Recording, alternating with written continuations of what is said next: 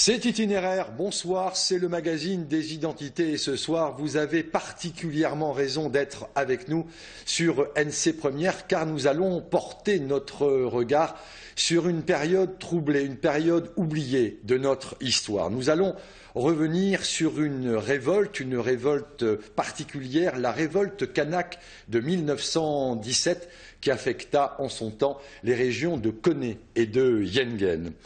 Une histoire faite de complots, de massacres et de répression sur fond de colonisation. Voici ce soir dans Itinéraire, La dernière révolte, un film d'Alan Nog sur une idée de Joël Casarero, une production NC Première, émotion capturée et avec le concours de l'ADCK. Je vous dis à tout à l'heure.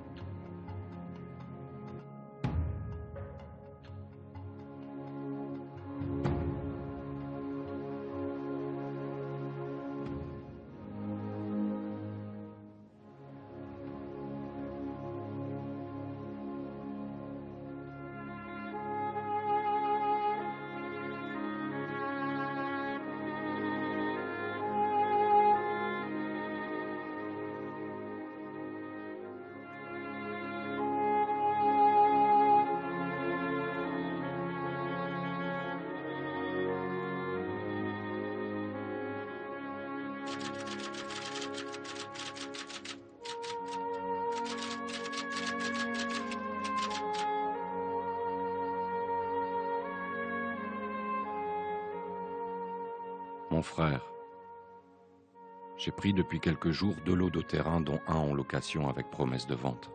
Je ne me serais pas lancé si vite si plusieurs personnes ayant fait le voyage avec moi ne m'y avaient engagé. Les lots que l'administration m'a octroyés sont situés sur la rivière Weava, affluent de la Tépinjé. La rivière est navigable, à demi-marée et pour un bateau plat, jusque vers le milieu de ma concession. On ne peut avoir le titre définitif de la concession qu'au bout de 5 ans, si l'on a planté des arbres de type caoutchouc, caféier, cocotier, ou si, avant cette date, on a mis la moitié de sa propriété en rapport. Les commencements doivent être fort durs, sans installation et logés dans une case en paille que l'on fait durer le plus longtemps possible. Tout reste à faire, et sa maison, et son puits, et son four, et ses bâtiments. Nous sommes un peu isolés ici, mais pas trop cependant, car j'ai en face de moi un colon arrivé par le même courrier que moi. Sa maison n'est qu'à 500 ou 600 mètres de la mienne.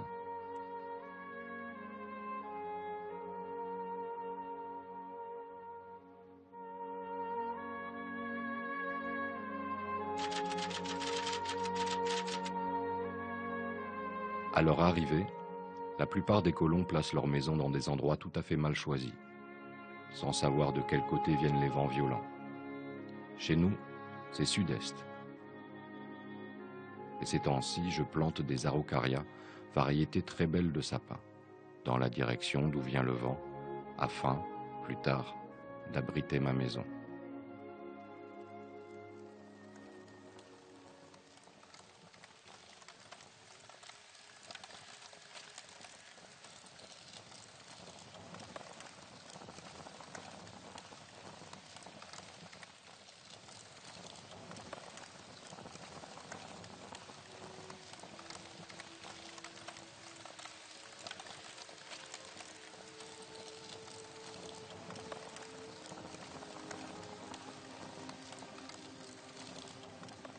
anjama iwandan.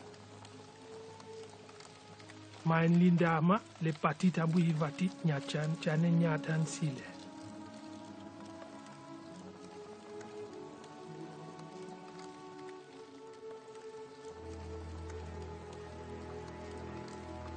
Kahambo chinga e chaman hambo puanyau ivate naju.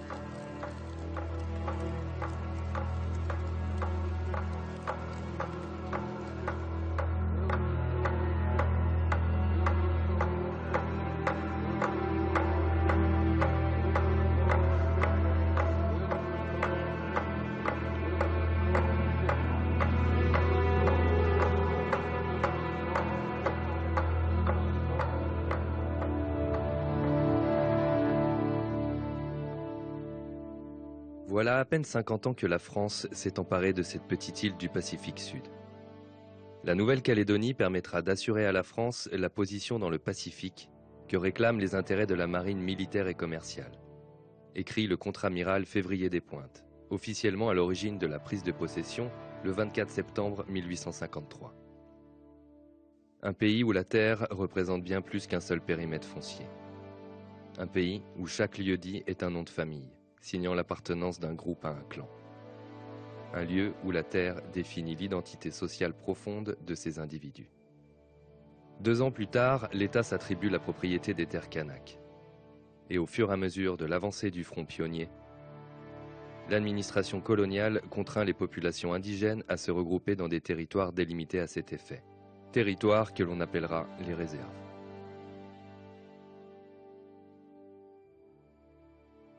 Très vite, un mur d'incompréhension s'érige. C'est sur cette pression foncière et cette politique d'expropriation qu'un premier soulèvement massif aura lieu en 1878. La grande révolte kanak menée par le chef Ataï, qui mettra la région de la Foi à feu et à sang, provoquant 1000 morts du côté des Kanaks et 200 du côté des Français. En 1887, pour mieux contrôler son expansion et ainsi mieux maîtriser ses populations, la France met en place le Code de l'indigénat, ensemble de lois spécifiques ne s'appliquant qu'aux populations indigènes. Il fait des Kanaks des sujets de la France, ne jouissant d'aucun droit civil à l'opposition des citoyens. Ils ne peuvent donc sortir de leur tribu sans autorisation, doivent payer un impôt de capitation et sont soumis aux travaux forcés annuels au profit des colons. Décimés par l'expropriation de leurs terres, l'alcool et la perte des repères sociaux, la communauté kanak passe de 70 000 personnes en 1850 à environ 27 000 personnes en 1900. Elle aurait ainsi perdu la moitié, voire les 2/3 de ses effectifs depuis la prise de possession. Il en est de même pour l'espace foncier de la Grande Terre, qui est réduit à 13% de sa superficie initiale, sous les coups de boutoir des opérations dites du Grand Cantonnement, conduites entre 1897 et 1903, sous l'autorité du gouverneur Feuillet. Il fait venir de France environ 1 millier de planteurs, censés s'enrichir grâce à la culture du café, et leur octroie des terres, notamment dans la région de Yengen, le plus souvent au milieu des tribus. Comment et pourquoi, alors que les colons de l'époque semblent être convaincus que la grande insurrection kanak de 1878 n'est plus qu'un mauvais souvenir, la Nouvelle-Calédonie va-t-elle à nouveau basculer dans la violence et le conflit armé? L'histoire qui va suivre est celle d'une révolte pour la liberté, la dernière révolte kanak, où les acteurs de cette tragédie connaîtront tous un destin funeste.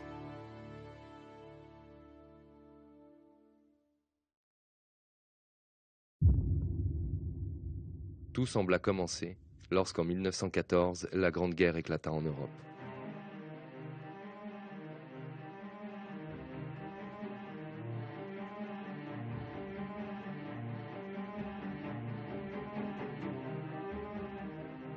Le 5 août, Nouméa est déclaré centre de mobilisation du Pacifique français. Pour beaucoup de Calédoniens, cette guerre ravive un sens patriotique et d'appartenance à la France, dans un pays si loin de leurs racines. La plupart montrent un certain enthousiasme à s'engager, et pour certains, c'est une façon de revoir le pays de leurs origines, bien que beaucoup s'inquiètent du devenir de leur commerce ou de leur station agricole. Au début du conflit, la France se désintéresse totalement de ses colonies océaniennes et de ses populations autochtones. L'armée dira: les possessions insulaires françaises du Pacifique sont dispersées et lointaines. La population indigène atteint à peine 110 000 habitants. Cette population, sous-alimentée, dédaigneuse des règles les plus élémentaires de l'hygiène, s'adonnant volontiers à l'alcoolisme, en proie à de redoutables maladies endémiques, semble en voie de disparition. Par conséquent, il n'est pas envisageable ni même souhaitable de recruter les Kanaks.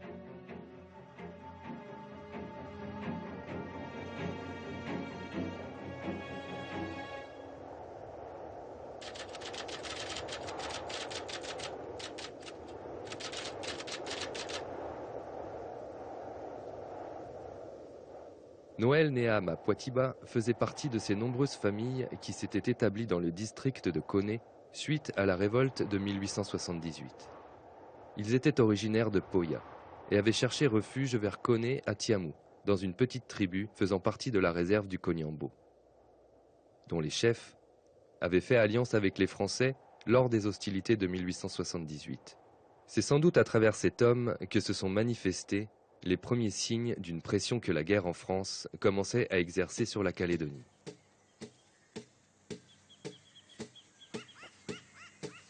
Cemu jecha wara cemu mbea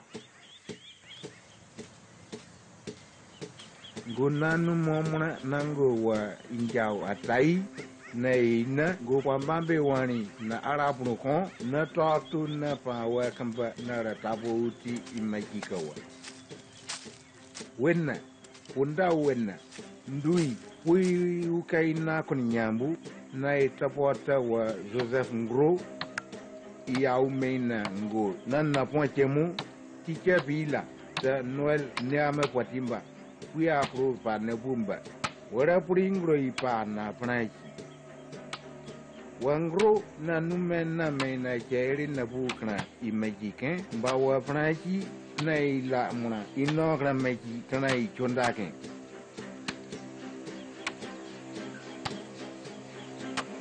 e to bona ba jeta ba ina wanake I tuatna prana na tambaina o waninde paitu na ina mamo na njipera a pai utamuke ba oma me itatu.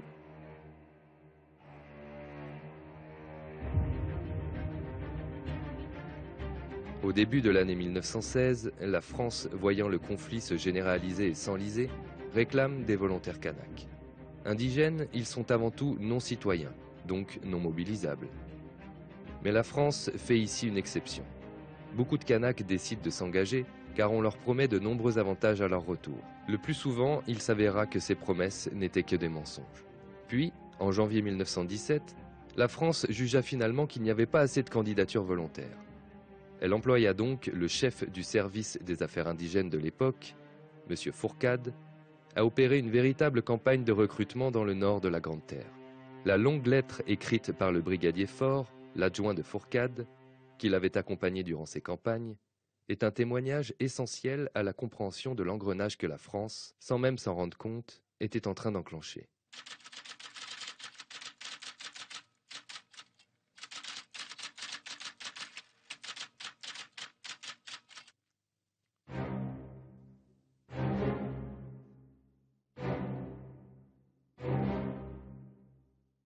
Lorsqu'en janvier 1917, monsieur l'administrateur adjoint Fourcade, chef du service des affaires indigènes, est venu à Koné pour trouver des volontaires indigènes, il est allé à Naparouin, tribu du grand chef Théa Antoine qui se nomme également Gatelia. Les chefs des tribus faisant partie du district commandé par Théa Antoine étaient tous rassemblés. Monsieur Fourcade leur a alors parlé petit nègre, leur disant que la France avait beaucoup de soldats, qu'elle n'avait pas besoin d'eux pour sa défense, mais qu'elle voulait que tous ses sujets assistent à la victoire, et qu'alors, en France, on avait pensé aux Kanaks, parce que ce sont de beaux hommes, forts, adroits, etc. Meilleurs que les Soudanais et supérieurs aux autres races noires, et que c'était pourquoi l'on redemandait des Kanaks volontaires. Monsieur le chef de service des affaires indigènes a dit à haute et intelligible voix qu'il était venu chercher des volontaires et qu'il lui en fallait. Il a ajouté que les chefs qui lui amèneraient des volontaires seraient ses amis, tandis que ceux qui ne l'en fourniraient pas seraient bannis. Quand il eut fini son discours, une bonne partie des indigènes avait disparu comme par enchantement.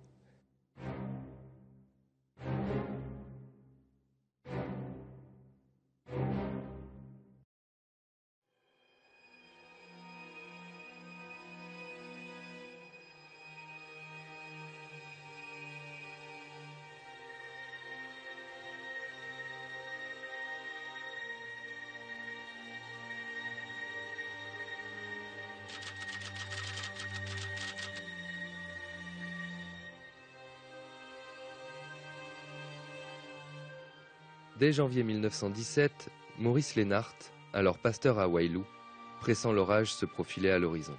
Car même s'il se trouve loin de Koné, il obtient ses informations à travers les Nata, évangélistes kanaks répandant la parole protestante sur la Nouvelle-Calédonie. L'extrait qui suit est issu de sa correspondance avec ses parents en France. Mais voici la grande affaire, l'appel aux engagements de tirailleurs indigènes. J'ai demandé aux Nata qu'ils assurent aux Kanaks que c'est un appel et une invitation à marcher auprès des Français et non une contrainte.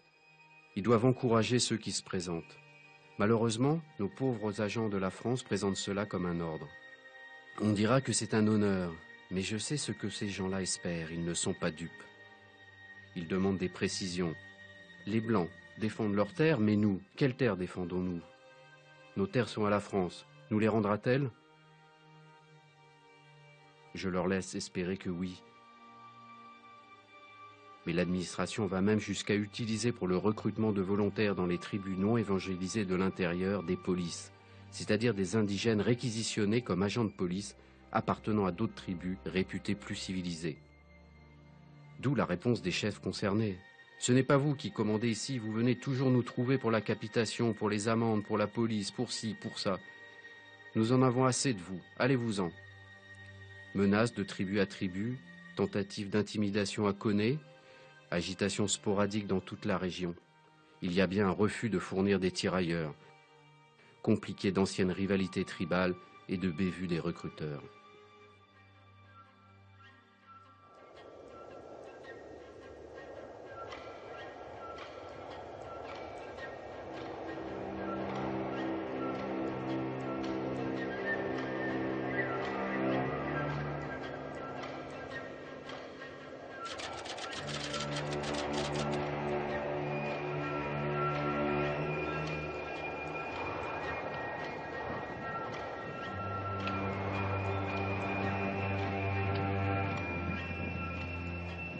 Ndui puyu kanana pon koni nyambu ne ponda wonna bois et chaud et puis tout la franchi me wande tana tabachanda ai chandrira banna e poate poleki anjamburo matapa amburo ken banna ta tuan ken nanabon Ramengewe lu go pai ukai kra tana oki go I pa na pra reina na changwa panjili ina gengo amburo kawa ma pranna pa na prachi matapa alma bo tetamna ne po meleri kawa Naravari Machara Pania Rataja I wa Nani Diau Mainawa Paituma Weni Inanatatu Jangu Japana Papana Gutapa Ambro Nanapokon Yambu Anjatungatu Teru Knapo Valley Naratopo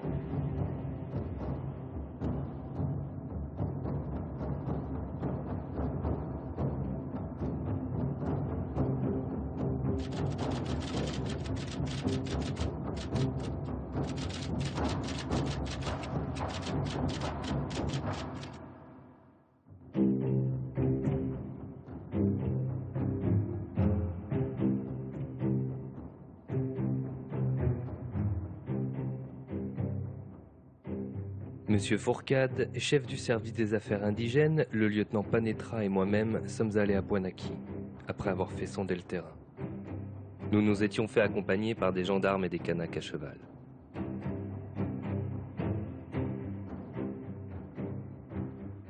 Là-haut, nous y avons trouvé Noël et ses hommes, qui nous a dit qu'ils s'étaient mis sur pied de guerre pour se venger de Doui, le chef du Konyambo.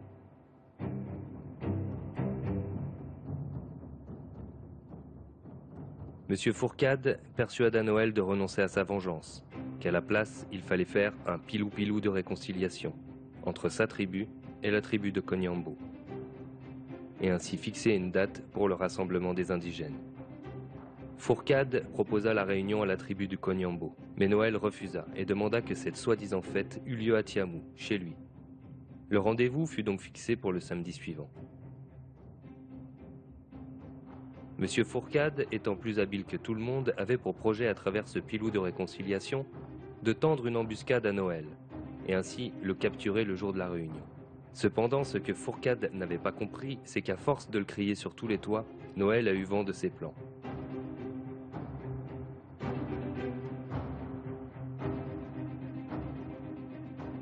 Le jour de la réunion, Fourcade fut bien surpris. Lorsque nous arrivâmes à Tiamou, nous avons trouvé toutes les cases brûlées. Les plantations n'existaient plus. Je ne présageais rien de bon de la tournure que prenait cette soi-disant fête. Noël profitait de ce jour-là pour détruire toute sa tribu.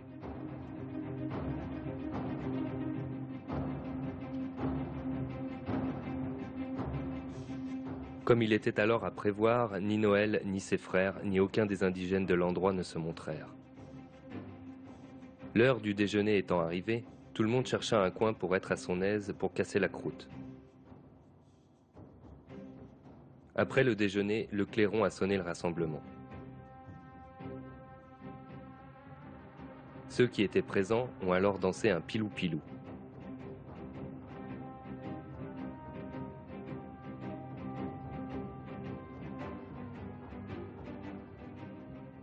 À ce moment-là, on commença à apercevoir Noël, ses frères et un certain nombre de ses partisans sur le haut de la montagne, à notre gauche, en regardant du côté de la montée de Bouanaki.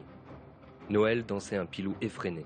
Il dansait, criait et avait l'air de nous insulter et de nous provoquer. Il nous montrait même ses fesses. « Allez, viens !» lui cria le lieutenant. « Ne fais pas le con !»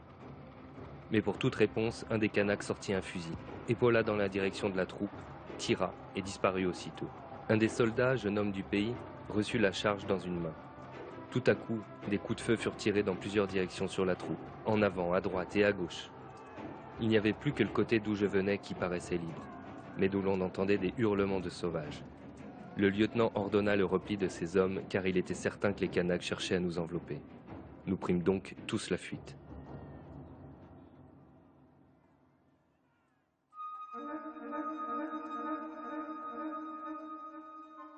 Après la fusillade de Tiamou, le gouverneur de Nouvelle-Calédonie déclara qu'il était inutile d'en informer la population, que tout cela n'était qu'un différend entre Kanaks, et le résultat d'un manque de communication, qu'ils allaient régler l'affaire sous peu. Mais Noël et ses hommes avaient disparu dans la chaîne centrale.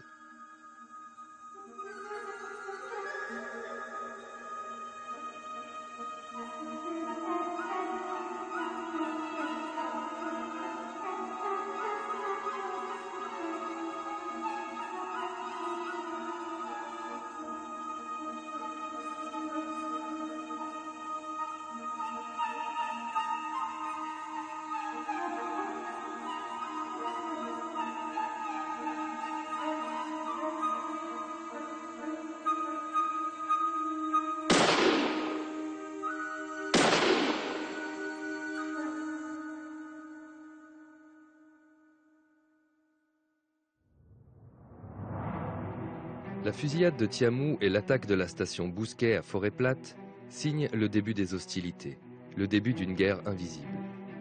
Pour l'affaire de la Forêt-Plate, on retrouvera les corps du père et du fils Bousquet, ainsi qu'un certain Baudouin, employé de la station, dans un état difficilement descriptible. Les 3 cadavres ont été dépecés et leurs cœurs enlevés. Le gouverneur Répiquet déclare la censure, mais l'information se propage de manière insidieuse et provoque une véritable psychose chez les colons de la région. ces meurtres ont été perpétrés à des fins de sorcellerie. L'anthropophagie est de retour.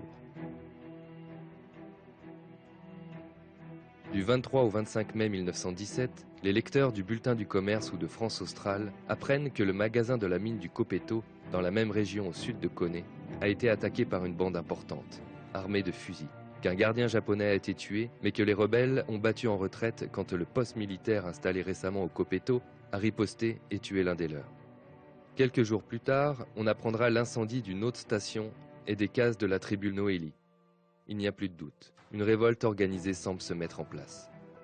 Le manque d'informations dû à une censure sévère favorise la propagation de rumeurs alarmistes et développe un sentiment d'angoisse, renforcé par le fait que beaucoup de colons sont sur le front de la Grande Guerre en Europe et que leurs femmes se retrouvent seules sur des propriétés isolées, ce qui les pousse à se réfugier dans les centres en abandonnant leurs exploitations. Le gouverneur se veut rassurant et avance que tout cela est sûrement l'œuvre de brigands et non une opération organisée, qu'il ne faut surtout pas céder à la panique, que l'armée fait son maximum pour appréhender Noël de Tiamou et ses hommes. Mais malgré les nombreuses expéditions militaires sur les hauteurs de Koné, vers Tiamou et Poinaki, Noël reste introuvable. Contre toute attente, un poste militaire s'établit dans la tribu de Poinaki, à quelques kilomètres de Tiamou, où l'on soupçonne Noël et ses hommes de s'y cacher. 24 heures sur 24, les militaires scrutent et surveillent les alentours, espionnent et questionnent les habitants. Cependant, aucune information ne filtre. Les rebelles restent introuvables.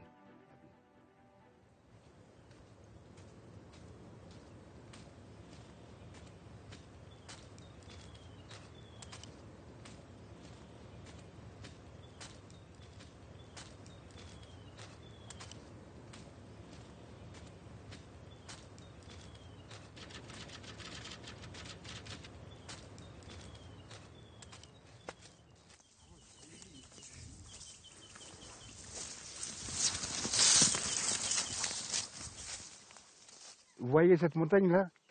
C'est là où il y avait le campement des soldats. Enfin, ici on dit on a soldats.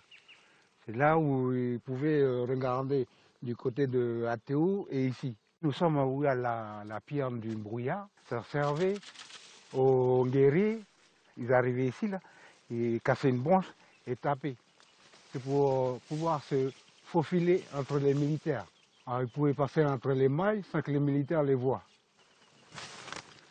Casser une branche, on frappait la pierre, ben, le brouillard arrive. Arrive. Hein. Voilà. Hein. Peut-être le brouillard, il fait peut-être 20 ou 30 à l'heure en arrivant. Mais tout ça, c'est blanc, c'est blanc. C'est à cause, parce qu'on frappe la pierre avec une branche.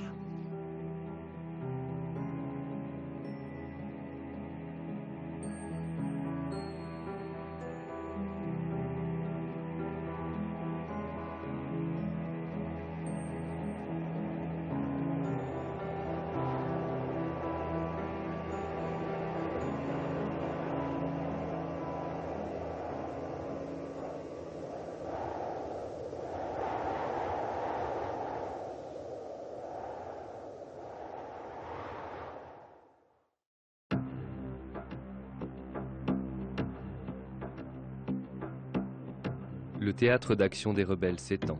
Ils dirigent désormais leurs attaques plus loin vers la côte est. C'est ainsi que l'on signale l'incendie de la station agricole du colon Joseph Gros, près de Pamalé. Sur qui, rappelons-le, l'administration avait fait pression pour qu'il augmente sa production bovine, afin de subvenir aux besoins de la guerre en France, et avait ainsi, par l'entremise du chef du Konyambo, spolié les terres de Noël.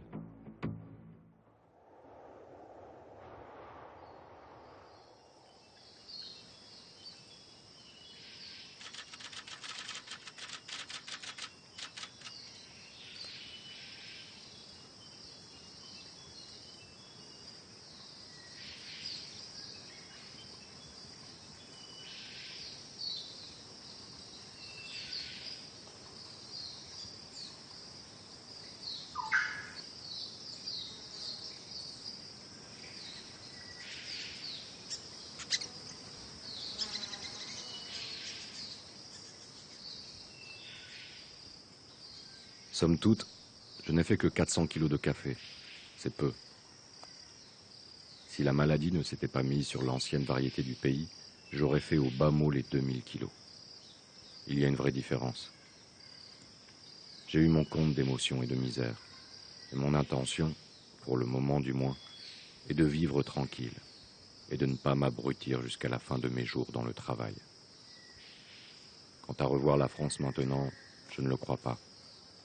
L'argent que j'aurais serait mieux employé ici qu'en balade. Si jamais j'étais riche, oui, mais je ne crois pas que je chercherai jamais à le devenir.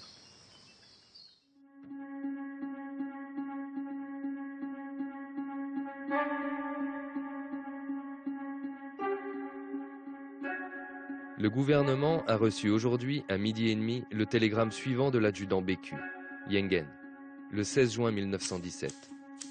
Ce matin, vers 11h, Stockman Roussel, de station Laborderie, avertit avoir vu Kanak tenue de guerre, allant direction Weava. Kanak de Laborderie ont entendu coups de feu, gémissements. Envoyés immédiatement sur les lieux, 2 caporaux, 10 hommes, ont essuyé coups de feu avant d'atteindre maison en flammes, ont riposté et poursuivirent les rebelles jusqu'à la rivière. Puis, rebelles introuvables, ont trouvé cadavres de Ludovic Papin et Philippe Grassin. Son assassinat et celui de ses voisins, la famille Grassin, dans la vallée de Tipinjé, déstabilisent l'ensemble du pays. Le rapport de la gendarmerie est explicite. Il y a eu un véritable acharnement sur le corps des victimes. Leur cœur, leur foie et leurs reins ont été prélevés, une fois de plus, semble-t-il, à des fins de sorcellerie. France Australe, du 19 juin, parle d'une atmosphère de terreur à Touo. À Touo, la terreur est grande. Nous avons sous les yeux une dépêche d'une personne habitant de ce centre qui dit « Les Kanaks sont en pleine effervescence.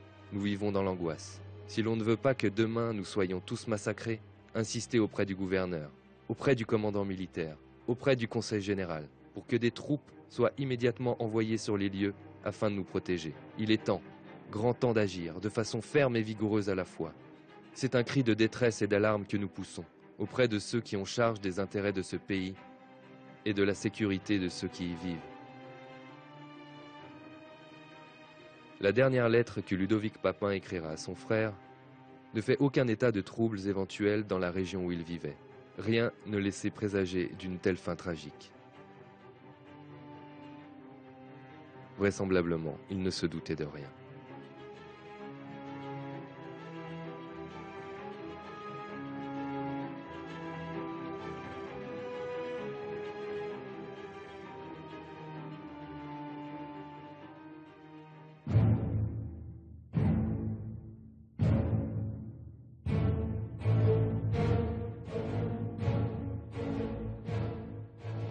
Très rapidement, les meurtres de Papin et Grassin sont identifiés comme étant l'œuvre d'hommes de la tribu de Wandkout, dont le chef Caféat se serait rallié à la cause de Noël de Tiamou. La révolte s'est donc généralisée, il n'y a plus de doute. Des postes de surveillance militaire s'installent un peu partout sur la côte Est, mais force est de constater que l'État se retrouve désemparé.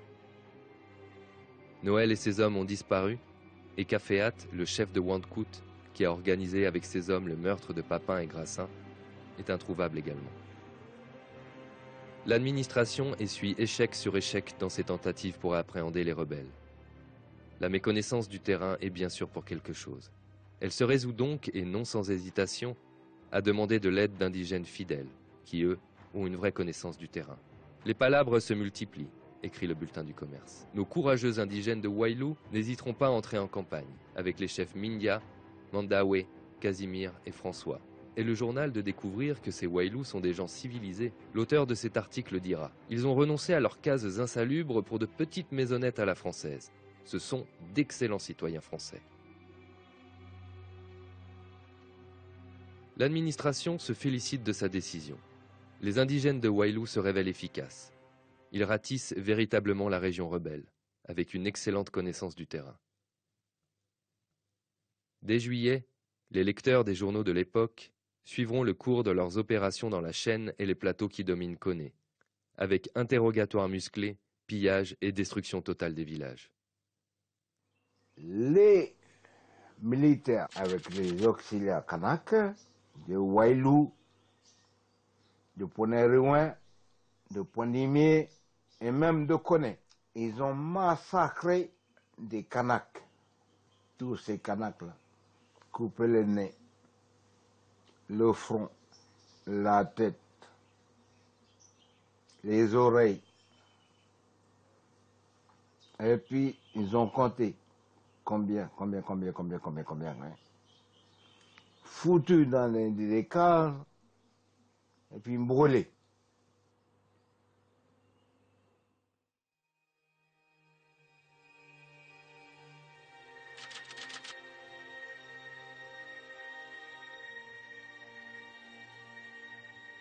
L'engagement des milices de Wailou est le reflet d'une situation complexe, où le danger serait de l'analyser d'une manière manichéenne et de simplement voir la Calédonie selon le point de vue réducteur, rebelle contre loyaliste. L'instrumentalisation de certaines tribus doit se comprendre à travers le code de l'indigénat, leur localisation géographique et l'évangélisation. Lorsque Maurice Lénart arriva de France en tant que pasteur à Wailou, il comprit très vite les liens historiques qui liaient l'administration française à cette région et la pression que l'une exerçait sur l'autre. Ici, les affaires ne vont pas. Elles dépassent mon pauvre intellect. On vient de lever 200 hommes à Wailou et environ. Et les voilà partis. Émotion de nos gens qui ne s'attendaient pas, après avoir donné des tirailleurs à la France, à devoir marcher contre les Kanaks. Mindia, ce malheureux Mindia, le grand chef des Wailou, dans son désir d'être toujours le plus généreux, a donné 55 hommes. Il ne reste personne. Les jeunes sont en France sur le front, à la guerre, les vieux à Koné, il reste les femmes. Il me semble que l'on n'a pas seulement fait appel au sens de l'honneur des Wailou et de leurs voisins, on les a appâtés par des primes, par rebelles tués ou prisonniers, et bien sûr par l'espoir du pillage. Mais on n'a pas compris que leurs dieux sont hostiles à celui de la triste chrétienté que représentent les Blancs. Et maintenant, le sang coule. C'est infiniment triste d'être acculé à la répression quand un peu de sagesse eût évité tout cela.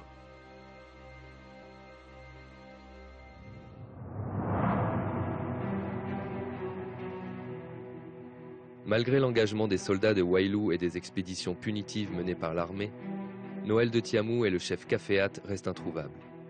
On ne retrouvera leurs traces que quelques semaines plus tard, dans la vallée de Tipinjé, lorsque, le 8 juillet, ils attaquent le poste militaire installé à la station Laborderie. Cette fois, le gouverneur Répiquet ordonne une contre-offensive massive. Le 14 juillet 1917, l'armée coloniale et ses 347 auxiliaires entrent en action sous le commandement du géomètre Bernier. Les ordres sont simples. Rayer de la carte toutes les tribus de la Tipinjé. Le père Alphonse Rouel, prêtre mariste à Yengen, constitue le seul témoignage de cet épisode sanglant, car lui aussi avait été réquisitionné sur cette opération de grande envergure. On peut lire dans l'une de ses lettres. On n'a fait aucun prisonnier mâle. Les hommes ont été systématiquement tués, alors que pour les vieillards du moins, il aurait été facile de les faire prisonniers. Cela pourquoi ? À cause des paroles sauvages du chef d'expédition, le géomètre Bernier, qui a dit « Je ferai tirer sur les femmes s'ils se sauvent afin qu'il n'y ait plus d'enfants et que la race soit exterminée. » C'est inouï, inouï. Ils ont fait un pilou devant les têtes coupées. Les oreilles, les organes ont été exposés à la vénération de tous. J'ai vu les auxiliaires sauter et danser comme des possédés autour des têtes. La répression dans la vallée de la Tipinjé, alors fortement peuplée, dura une dizaine de jours et sera l'une des plus violentes de toutes. Toutes les tribus de la Tipinjé seront brûlées. La Calédonie assistera ici à la suppression pure et simple de l'un des plus vastes bassins de peuplement du territoire. Ceux qui auront de la chance pourront s'enfuir. Les autres seront systématiquement massacrés ou faits prisonniers. L'administration apprendra que Noël de Tiamou, Caféat et leurs hommes ont trouvé refuge dans une tribu isolée de la vallée de Yengen, Tiendanit. Très vite, il apparaîtra que ces sanctuaires rebelles jouissent d'une sorte d'inviolabilité. Les rebelles sont en effet accueillis par les prêtres catholiques de Tiendanit, qui promettent de ne pas les dénoncer, voire même de les protéger, si ces derniers acceptent de se convertir à la parole de Dieu et de renoncer à la guerre. On leur certifie que leur conversion au catholicisme effacera leur tort aux yeux de la justice coloniale.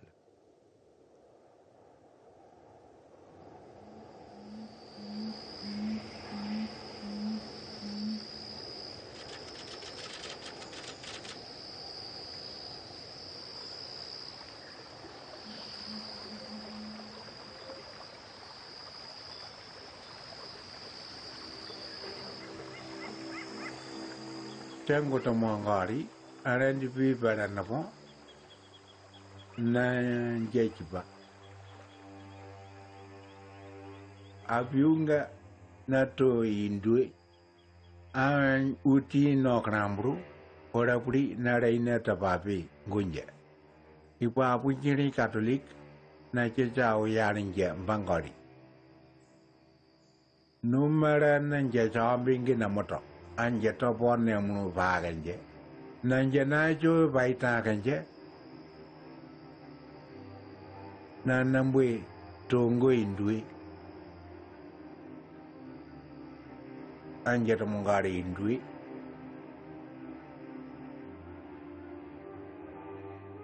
By Indue Napuyamurupa.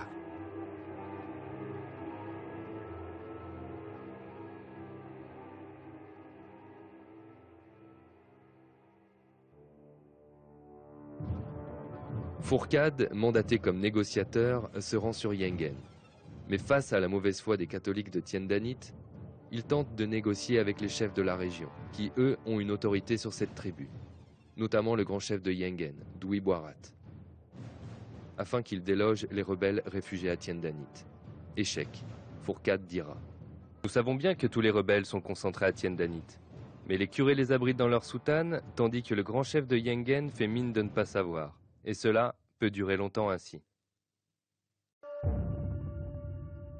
Après 4 mois d'irrésolution, l'affaire est réglée. Il faut en finir. On annonce une vaste opération des Wailous et des auxiliaires de Bouraï, conduite par leur chef et géomètre dans la tribu de Tiendanit. Mais les catholiques apprennent les plans de l'armée. Et pour éviter le massacre, ils préviennent les rebelles réfugiés et ordonnent l'évacuation de la tribu. Les rebelles iront se réfugier dans une tribu située plus haut dans la montagne, Kulna. Ils savent qu'ils joueront ici leur dernière carte. Mais ce revirement de situation est un échec. Les effectifs de l'armée coloniale sont bien plus importants que ceux des rebelles. Kafeat, le chef présumé des rebelles de la côte Est, est alors tué lors de cette dernière opération. Les autres se font soit massacrer, se soumettent ou prennent la fuite. La guerre est finie, la révolte a été matée. Seul point noir pour l'administration reste l'affaire Noël de Tiamou. Où est-il passé? Des soldats de la colonie lors de la répression à Kulna ont juré l'avoir vu prendre la fuite.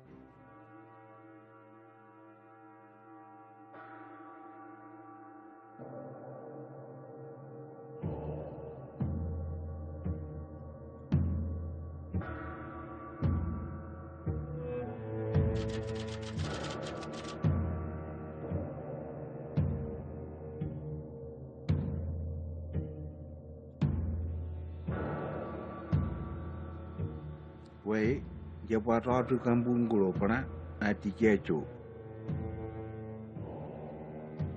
Mania Wanjechwa, Mambuni Minima, Chacha Buchakambuchambu.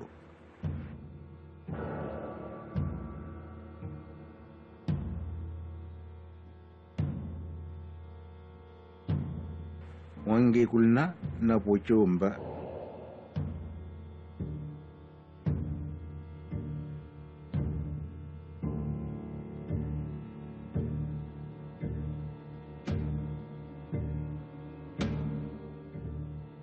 Wacho Waimbu, Mawain, Quinjio.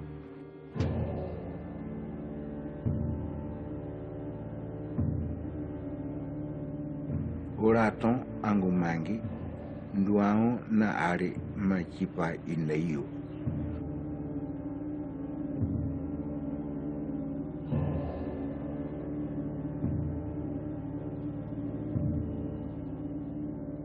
Gonimni Munai Watuaton, Wijajon Tangi Wailu.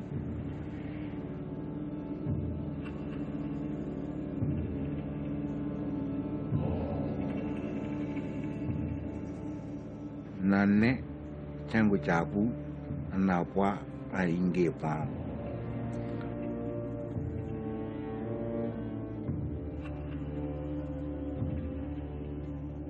Wayne Nanume Nebituton. Gotamangari, Chango Japari, Yarekon.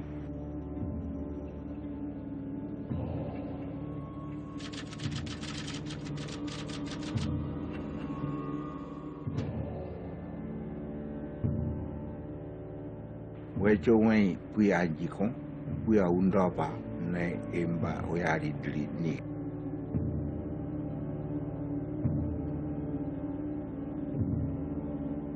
wecho wen na eto ja butitango manga do kwa imbu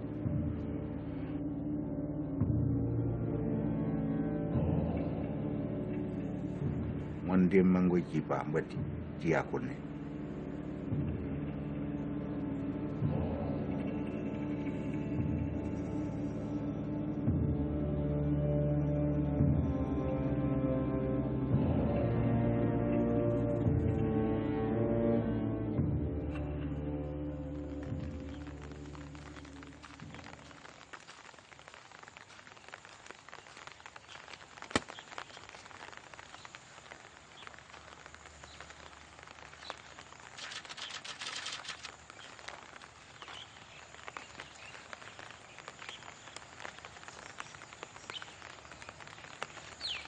Ici, nous sommes dans la tribu de Kiemou, la tribu de Noël. Noël, en revenant de Koulna avec son frère Ouahi, en arrivant ici, lui, il est venu voir l'Arabe, qui s'appelait Mohamed, pour lui demander des allumettes. Mohamed, qui avait un petit magasin. Alors, en arrivant, l'Arabe lui donne des allumettes et lui offre aussi le café. Et ce que Noël ne savait pas, c'est que sa tête a été mise à prix, avec 2000 francs pour sa capture. Seulement l'Arabe, il n'a pas bien compris, parce que cette prime... ça venait de la colonisation, hein, l'administration française. Alors, profitant pendant qu'il buvait son café, l'Arabe l'a décapité. Ensuite, il prend la tête de Noël et l'amène à la gendarmerie de Koné. Gendarmerie aujourd'hui, mais autrefois c'était une caserne de soldats. Il arrive là-bas, il présente la tête à Noël. Les militaires lui disent « Vous ne pourrez pas toucher la prime parce que la prime était d'attraper Noël vivant, de l'amener ici. » Alors l'Arabe, il est retourné sans avoir touché la prime.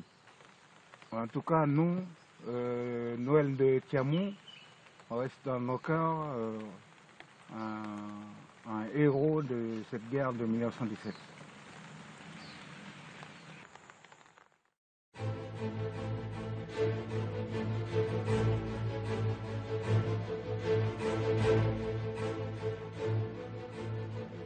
Le gouverneur Piquet entend bien célébrer cette victoire et marquer les esprits avec une tournée triomphante de la Grande Terre, pour une remise de médailles à ceux qui se sont distingués sur le front de cette guerre. Ainsi, les tribus alliées de la France lors de la révolte seront récompensées. Entre autres, celles de Wailou, Poindimié et Tiwaka. Excellente impression d'ensemble, conclut France Austral. À Wailou, les indigènes sont fiers, les cases sont propres et l'hygiène règne.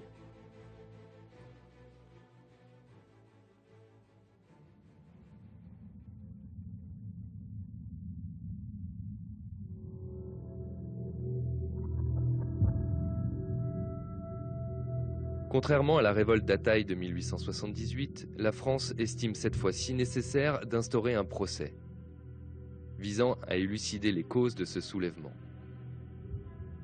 Un procès visant également à juger les coupables des meurtres des colons.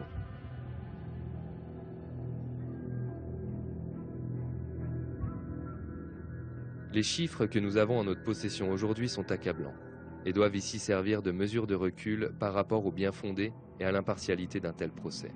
Non qu'il faille minimiser l'impact des actions des rebelles, car le caractère sauvage et anthropophagique des meurtres ont considérablement traumatisé les colons de l'époque, qui, loin du cliché des esclavagistes que l'on veut parfois bien leur donner, ont aussi été victimes d'une administration aveugle et méprisante.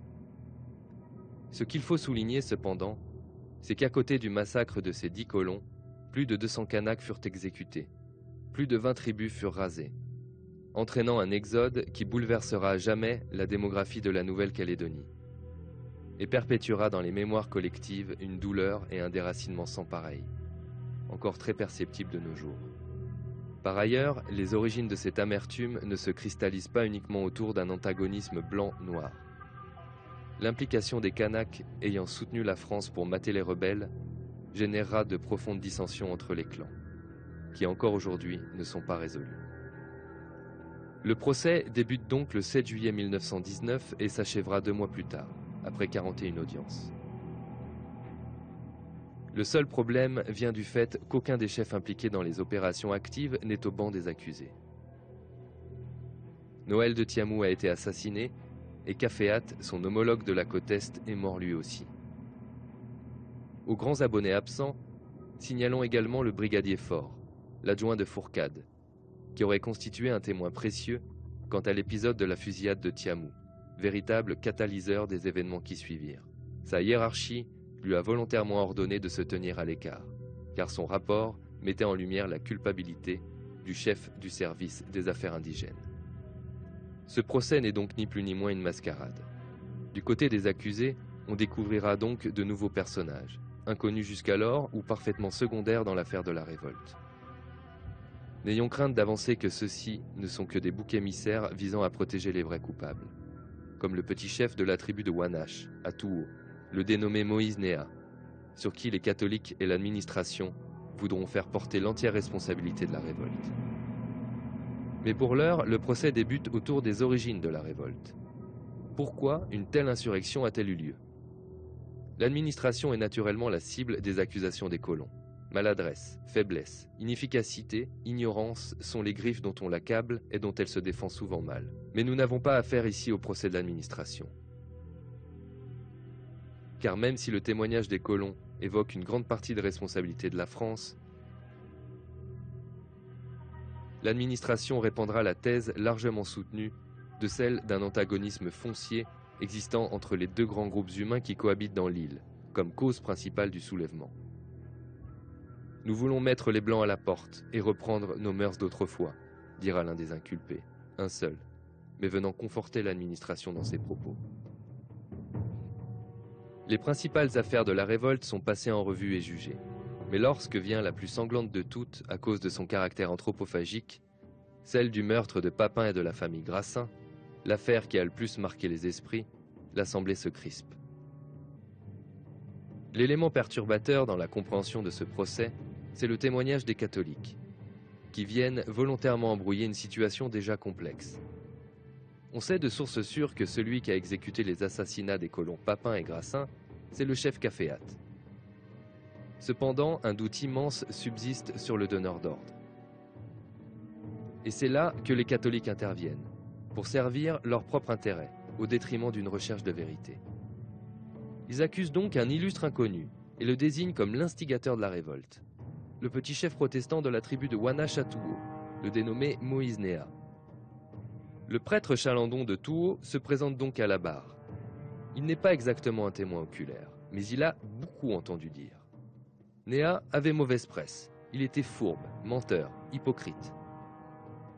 Vient le tour du père Murard, de Tiendanit. D'après lui, ce Néa terrorisait toute la région. Il avait même proféré contre le grand chef de Yengen, Douiboirat, ami des Blancs, la menace de brûler son village. Au total, quand Maurice Lénart entre comme témoin dans l'arène judiciaire, le tribunal, qui cherche des coupables, est convaincu de la culpabilité de Néa. Lénart, lui, il sait l'innocence de cet homme. Les calomnies des catholiques de Yengen visent à discréditer les protestants de sa paroisse, car le petit chef Néa est lui-même protestant. Et cela les arrangerait bien qu'un chef protestant soit inculpé. Lénart apparaît donc à la barre et tente avant tout de sauver l'honneur de sa paroisse, en leur renvoyant l'appareil. Dans sa plaidoirie, il tente donc de diriger les regards ailleurs, notamment sur la période s'étalant de septembre à décembre 1917. Pourquoi l'armée met-elle près de 6 mois avant d'intervenir? Il pose la question. Les rebelles restent groupés et opérationnels à Tiendanit, pendant que les catholiques les protègent. Ce sont donc les catholiques de la région qui empêchaient l'armée d'intervenir, dans l'espoir naïf de pouvoir convertir les révoltés à la parole de Dieu. Ce témoignage semble débloquer la situation, car des témoins oculaires et d'anciens complices acceptent le risque de dire une vérité qui peut leur coûter cher. L'un de ces hommes, nommé Kalen, le frère de Caféat, dira que Néa n'a strictement rien à voir là-dedans. Car le vrai chef de guerre, celui dont personne n'a encore parlé, n'est ni plus ni moins le grand chef de Yengen, Boirat, que les catholiques essayaient par ailleurs à tout prix de protéger. D'où leur manœuvre à vouloir diriger l'attention sur quelqu'un d'autre, protestant de surcroît. Cette révélation venant d'un proche direct de Caféat provoquera un véritable séisme dans le tribunal. D'autant plus que la femme de Caféat en personne décide elle aussi de venir témoigner. Et la voici dans le prétoire, sûre d'elle-même, parlant à voix haute et décidée à dire l'essentiel.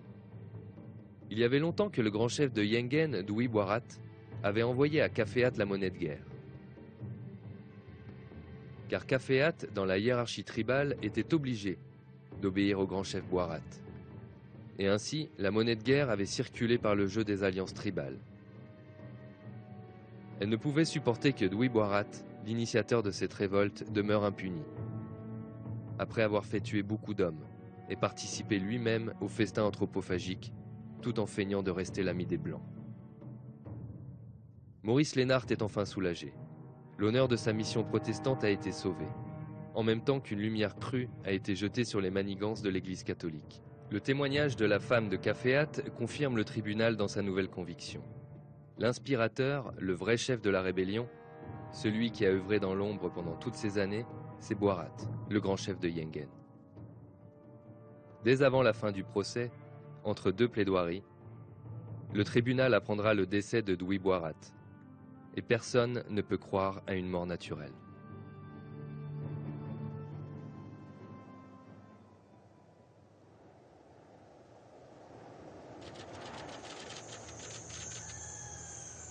Pourquoi cette révolte aussi? C'est toujours pareil.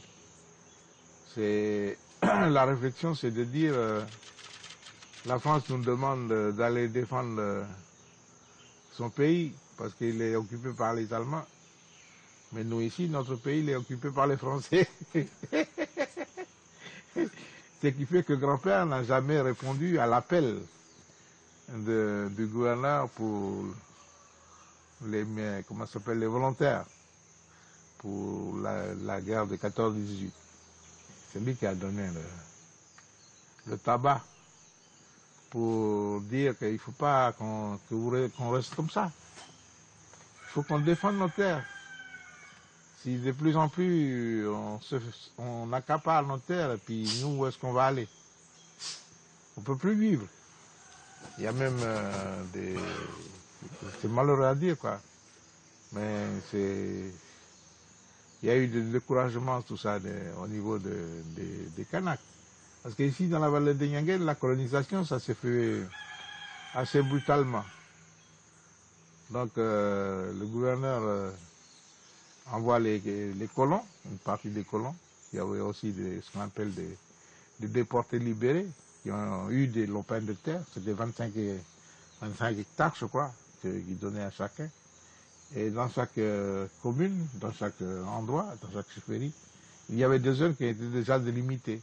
Alors que lorsqu'ils sont libérés, ils savent qu'ils viennent à Yengen. Parce qu'ils ont un terrain à Yengen. Ils arrivent, ils demandent c'est quel endroit.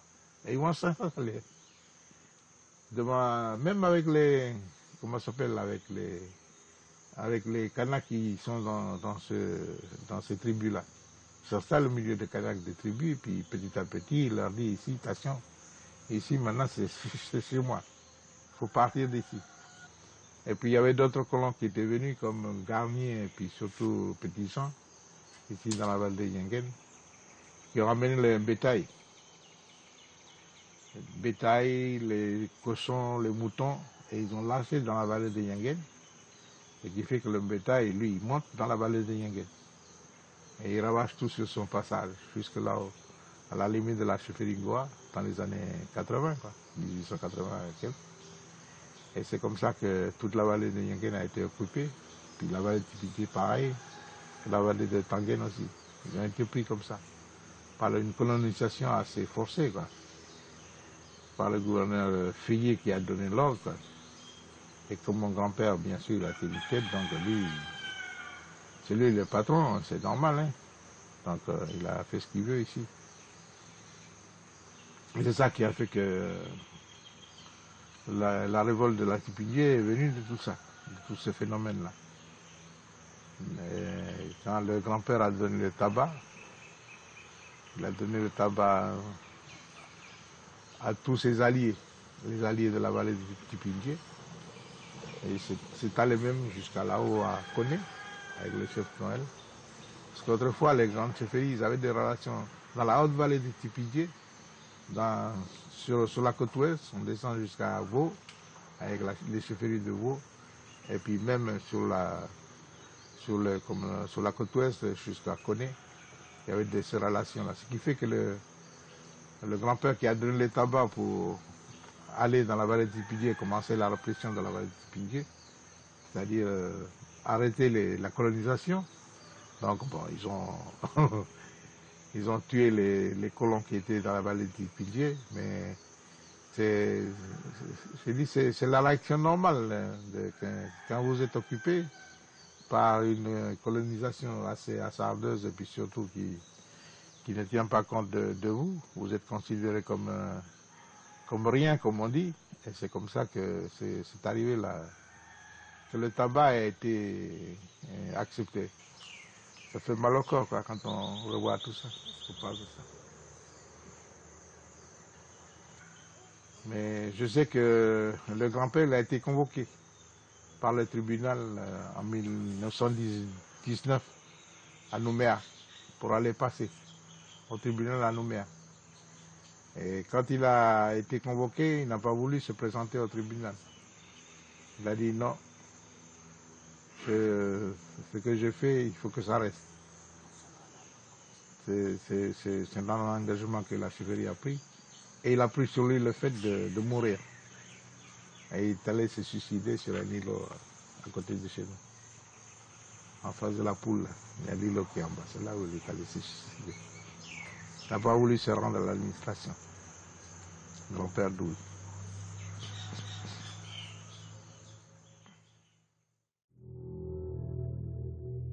La fin de ce procès est le reflet des mentalités de l'époque. Bien que l'on notera une certaine évolution, notamment grâce à l'avocat de la défense, Maître de Verteuil, qui, à travers un langage nouveau, soutiendra que cette insurrection et sa répression ne doivent pas dépendre du pouvoir judiciaire.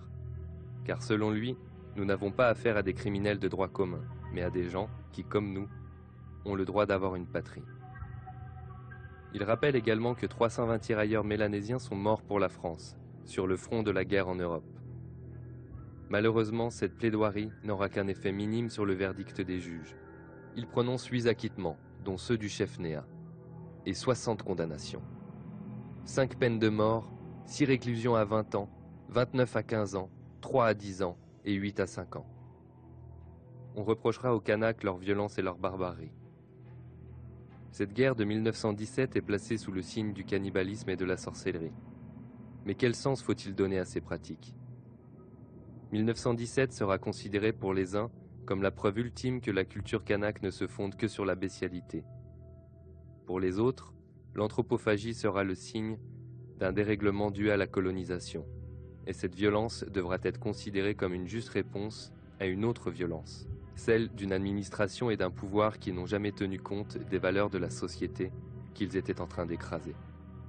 Le tribunal ne peut échapper à la logique de la répression, et le procès se termine par une sentence qui ne peut être que la justice du vainqueur. Preuve en est que les catholiques n'ont pas été inculpés pour complicité et faux témoignage. Paradoxalement, il faudra attendre une deuxième guerre mondiale, soit 27 ans plus tard, pour que les choses évoluent, pour qu'enfin le régime de l'indigénat soit aboli.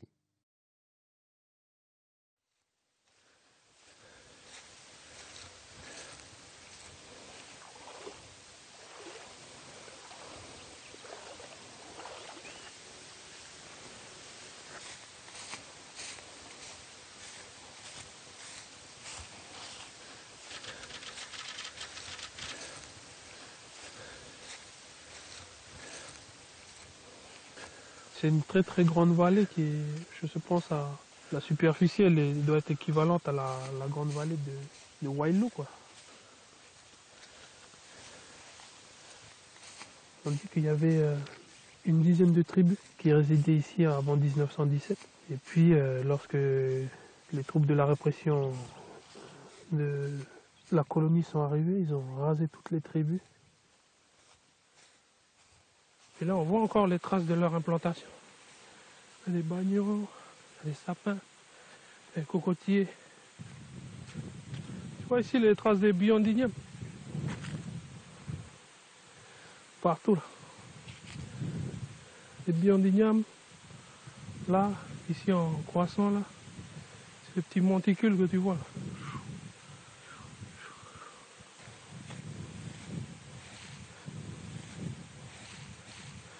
Le petit muret de pierre là. Ça. En fait, ici, il y a plusieurs étages d'habitation. Un là, plus haut.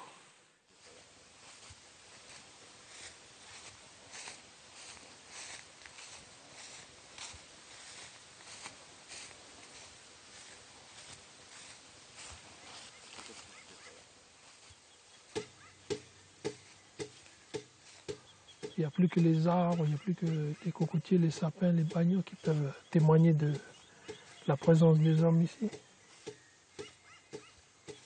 Donc là, c'est une partie de notre histoire qui n'a plus de parole, quoi. Parce que les gens ne sont plus là pour raconter, il reste que des bribes, quoi, qui sont éparpillées.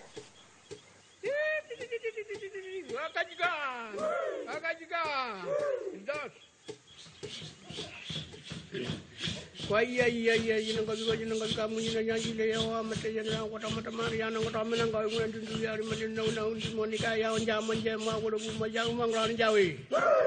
Kutu jatang kau abis tahu dia temen mengkau jangan jangan bang kau ini. Kau tamat mati orang ini orang kemudian dia mengurangi yang berkelang mengurangi batu tahu kau guna bawa yang kerja yang udah kau tahu miu jaya kau tahu orang muda kema bawa menggugur memilih makabija menggugur jadi. Kutu yang orang baik nabi arum mani naun di monika yang zaman jema wadah buma yang mengrana jaya. Kutu yang orang bakat dari bahagia yang jangan yang kurang bagus jangan mengkanang gua mau orang janji. Bapak menteri nanggo ini jangan jadi motor yang kurang bagus yang mau mendu mengeram kota mangga memilih mengeram cinta. Kemudian nanggo hitam dong motor di nanggo hitam menemani mau buku memilih atau mau nyang nanggo dua mengenai winjam mengenai wimauan dia menggerubah. Kujam pamang ringgi mengenai baju baju menduji dengan keratan do menaya menemani orang nyanyi.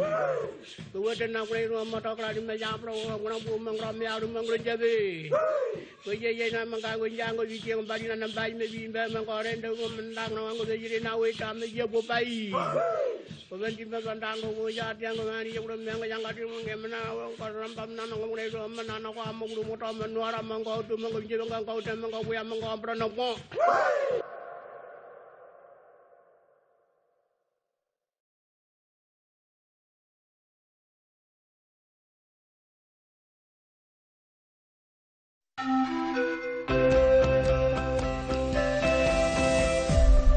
C'était La Dernière Révolte, un film de Alan Knox sur une idée de Joël Casarero, une production NC Première, émotion capturée avec le concours de l'ADCK. Vous le savez, vous pouvez nous retrouver dès à présent sur nos sites et sur les réseaux sociaux. Merci de nous avoir suivis et je vous dis à la semaine prochaine.